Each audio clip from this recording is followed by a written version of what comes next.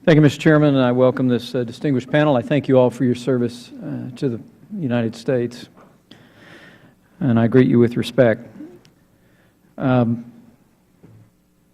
Specifically, I have a question I want to direct first to Secretary Gates and then to Admiral Mullins, having to do with some military aspects and issues arising out of the President's address last night. First, let me say, I, like many have said before, I welcome the President's call for reinforcements. I appreciate the President's embrace of the same surge strategy that worked in Iraq, despite the fact that, as a candidate, the President opposed it, and I think every Democrat on this committee opposed it. The surge worked. And as point of clarification to Secretary Gates, you said this is your second surge. I think that's an affirmation of that assertion I made. But I want to specifically talk about this issue of timetables for withdrawal and get your reaction. You made mention earlier that the Bush administration did embrace a timetable for withdrawal. Of course, that was after the surge worked. When President Bush announced the surge in Iraq, he did not announce a timetable for withdrawal. The timetable was negotiated in I think the Status of Forces Agreement following what was universally accepted to be the success of the surge. And so my question is really about this business of timetables, because my Democrat colleagues, I think, made more than a dozen efforts in 2007 and 2008 to impose specific timetables for withdrawal on our efforts in Iraq, fortunately unsuccessfully on the floor. And the President made reference to that July 2011 statement. Secretary Gates, you said in April of 2007 with regard to Iraq, quote, "I've been pretty clear that I think the enactment of specific deadlines would be a bad mistake," close quote. In September of this year, you told CNN, quote, "I think the notion of timelines and exit strategies and so on, frankly, I think would be a strategic mistake," close quote. I'm someone who believes it never makes sense to tell the enemy when you're going to quit fighting in a war.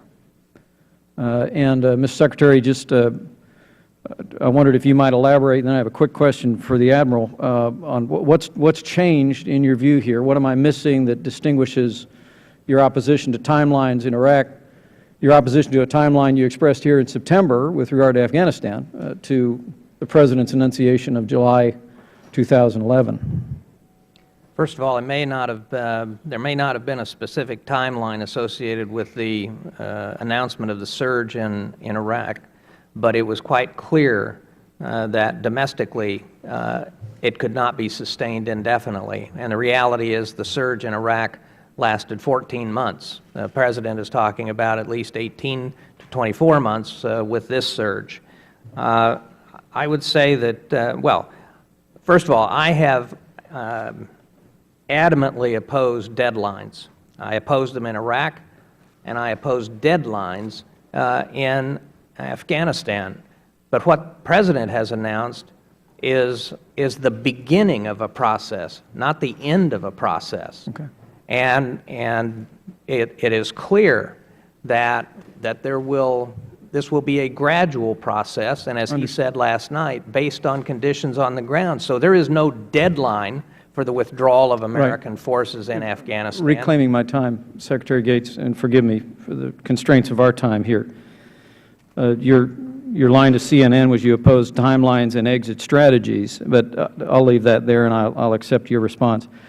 Admiral Mullins, last night the President said in his speech, quote, "Commanders in Afghanistan repeatedly asked for support to deal with the reemergence of the Taliban, but these reinforcements did not arrive." The Secretary's predecessor, Donald Rumsfeld, this afternoon called that a, quote, "bald misstatement." And former Secretary Rumsfeld said he was, quote, "not aware of a single request."